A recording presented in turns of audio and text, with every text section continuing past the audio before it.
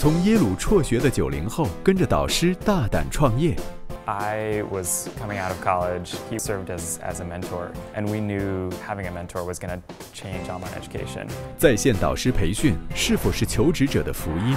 Anybody who's actually achieved a lot in their career gets a lot of help along the way from experts.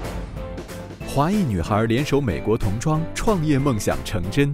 This is what excites me. I don't think there's anything better than owning your own company. 升学信息平台能否圆升学者名校之梦？ One student who maybe went to Harvard, who might not know exactly why himself got into the school. 本期让我们走进两家探索教育行业不同领域的创新公司 Thinkful 和 Admitsee。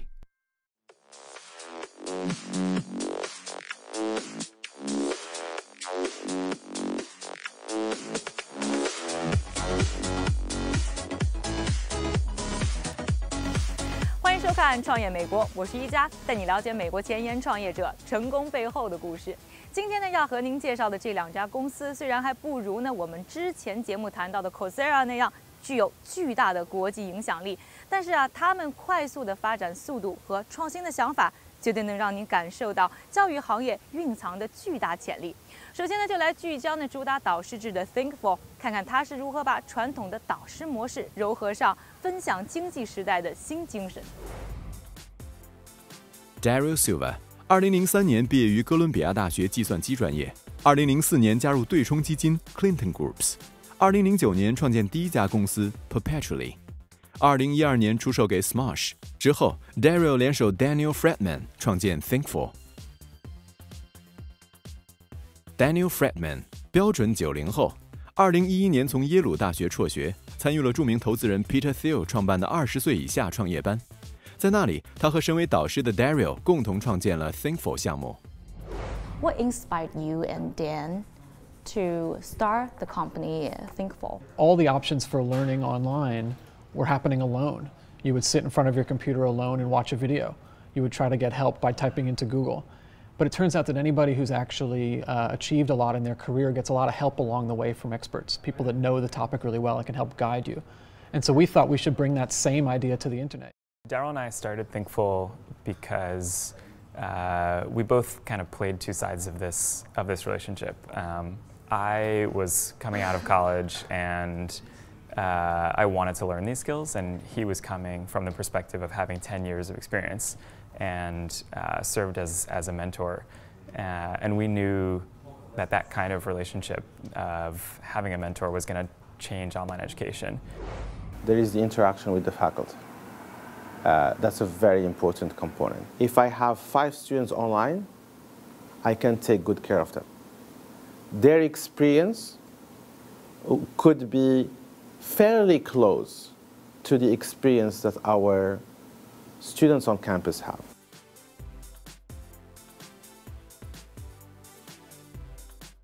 Thinkful 的导师制从专业基础、课程选择和学习目标等角度，为学生安排导师并量身定制课程。每周，每位学生都会由专门的导师进行1对1的辅导，导师会根据学生的进度调整教学计划。截止我们采访当天 ，Thinkful 在全球12个国家拥有125位导师，每月平均增加30到50位新导师。Were you a mentor? I was one of the first mentors. Myself and Dan, we were mentors in the very first program. For our students, what works best is to find mentors with full-time jobs in industry. Thinkful 现在有4个 IT 领域的11门主打课程，每门课月收费$500，学生的平均完成时间是3个月。目前 Thinkful 在5个国家、20个城市的培训中心设有集训项目，一共涵盖12个学科，每个项目时长为9到12周，平均收费1万到$15,000。Thinkful 集训营除了强调导师辅导完成项目，还提供招聘机会。You mentioned the first concern is how to get the student fully engaged into the education. So how effective is the mentor system so far from the experience?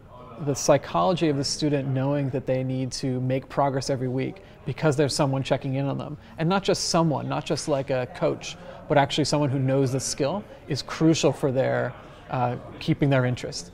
And it also having that person there because they know what you're going through, they can turn 10 hours of struggle into an hour of understanding of a topic.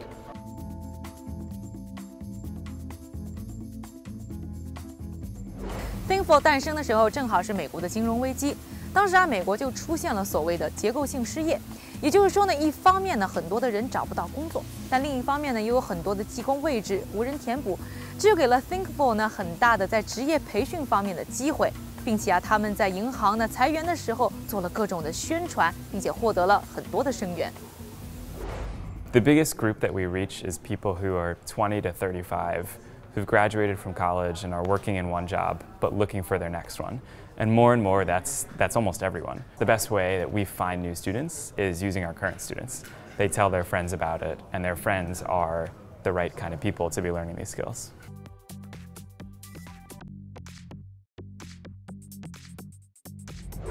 Thinkful 的业务还扩展到了公司培训，其教育模式与个人服务类似，客户中不乏500强企业。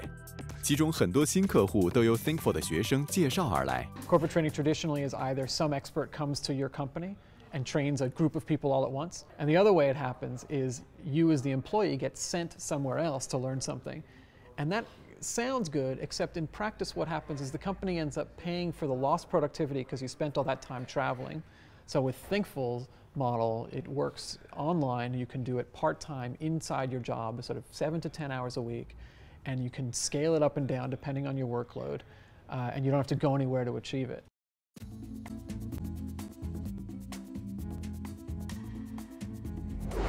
现在 Thinkful 的生源除了来自美国，海外学生的比重越来越大。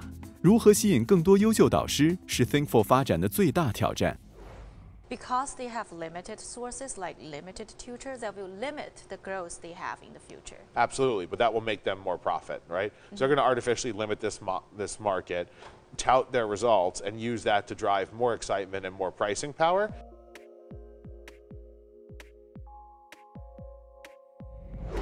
Thinkful 在初创时期获得100万美元的种子创业基金，投资人包括投资过 Facebook 的 Peter Thiel、RRE Venture、Quotidian Venture 等投资界大牛。现在 Thinkful 已融资达950万美金。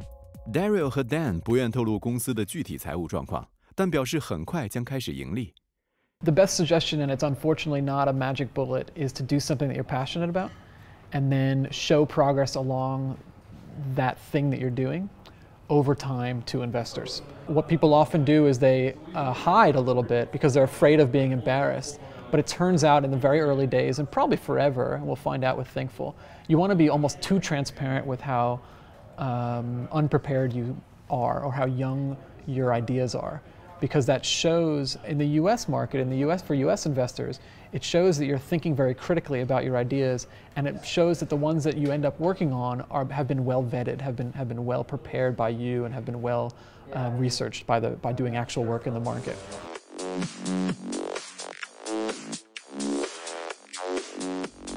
创新人才们想要改变的不光是我们学习的方式，还想简化我们升学的过程。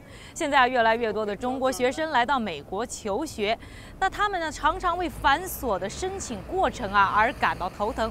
其实很多的美国学生也有点不知所措。下面要介绍的公司 Admitsee 就想帮助这些学生能够根据自己的情况，更有效率地申请到自己心爱的学校。Admitsee 的创始人 Lydia File 2007年毕业于约翰霍普金斯大学，在校期间就兼职做学生考试辅导和升学顾问。毕业后在经纪公司 ICM 和教育公司 Kaplan 就职。2011年进入宾夕法尼亚大学法学院。Stephanie Shu 2010年毕业于杜克大学，从高中开始就曾在 CNN 等多家媒体实习工作，和 Lydia 同年进入宾夕法尼亚大学法学院。2012年还在北京仲裁委员会实习。Do you still remember, was it easy for you to apply colleges? It was incredibly difficult because I was coming from a public high school that had one college guidance counselor for all of us students. And we also didn't have that many people going to Ivy League or top schools, so I felt like I was completely on my own. One of the reasons that we really went along with this idea was because of our experiences applying to law school, and I actually also started my application for business school as well. but there really was just not a lot of information out there, especially for graduate school students. Admitsee 收集了大量美国高校学生的申请资料，其中大部分是名校的成功案例。用户可以搜索感兴趣的学校、考试分数和个人陈述等资料，通过付费了解案例细节。Admitsee 资料库不仅信息保持更新，而且实际案例更能反映各个学校的招生要求。How Admitsee is different from some existing services, especially in China, there are some consulting companies. One of the most obvious differences, I would say, is the cost. So, consulting companies in China, I know, will charge, thousands of dollars per client. So-called experts to get you into the college that you want. To be honest, a lot of these experts aren't so much experts who are in the admissions office who are actually making the decisions. One student who maybe went to Harvard, who might not know exactly why he or she himself got into the school. So it's actually I would say it's a better process to really look at a large number of examples. 为确保在校学生提供真实的申请案例 ，Admitsee 会首先核对分享者的学生证，同时也会采用匿名方式保护学生隐私。每个案例根据内容的详尽程度，收费在5到20美元之间不等。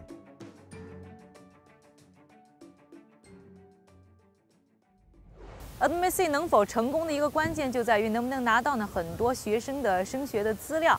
这时候Lydia和 Stephanie 不光是在自己的朋友和自己身上发掘案例，同时还来到了美国的各大高校，并且派送各种各样的宣传单和宣传产品，希望吸引来更多的学生。另外他们还和这些学生进行了5-5分成，以刺激他们的积极性，参与到他们的网站当中。How did you find the first group of users? We have a strong network, I think, of people who went to top schools. So we asked our friends to create profiles. And then we just hustled. We went to orientation. Once we were able to get enough profiles on the site that people realized this is a legitimate website and a way that you as a college student can earn money, more people were willing to share. The freshmen this year in college have had Facebook in their life since they were 8 years old. People are just more willing to share and put this information online than my generation a few years older, because I wouldn't have done that.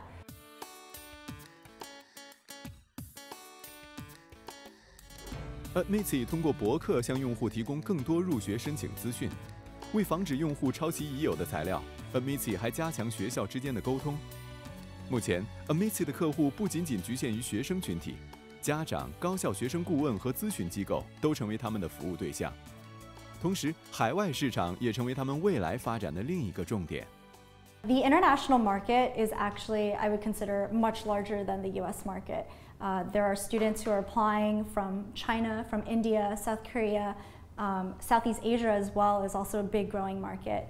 And so we would really like to provide services for these students who might not have the financial means or access to resources in their own hometowns. Tell us, what do you think was the most common mistakes students usually make? For students to kind of go into it blindly and just pick the top schools or what they consider top schools, not doing enough research and background research about the schools that would be the best fit for them would be one of the most common mistakes. I think it speaks to a gigantic demand. I think it speaks to fear. I think the U.S. economy has perennially elevated unemployment level. Getting into college is very, very difficult. And also getting into college is a major business decision because most people spend 20 or 30 years paying it back. And so the idea now is there's a lot more focus on the nitty-gritty of how can I make this college decision with all the debt and all the competition to get in more worthwhile. 今天我们的节目向大家介绍了 Thinkful 和 Admitsee 这2家公司，希望你也可以感受到教育产业当中存在着巨大的创业潜力，也希望这4个年轻人在未来可以带来更多的创业故事。感谢各位的收看，我是一佳，希望关注我们的微博、微信账户，并且在微信上输入教育，将为您带来更多的延展阅读。我是一佳，下期创业美国为你带来更多美国前沿创业者成功背后的故事。Daniel 真的是个90后，见他的时候觉得他像个高中生一样。脑子当中就浮现出一个词“小鲜肉”。Stephanie 和 Lydia 他们就是我们这个节目当中这个为数不多的学生创业的案例。他们在说话当中，你也会看出来，还是有同龄人那种非常年轻的那一面。但同时呢，说到很多的问题，你会觉得他非常的有想法，你就觉得年轻人还是有很多的能量，很多的创造力是没办法阻挡的。所以年轻人想创业的，真的可以大胆的开始呢，着手自己梦想的建立。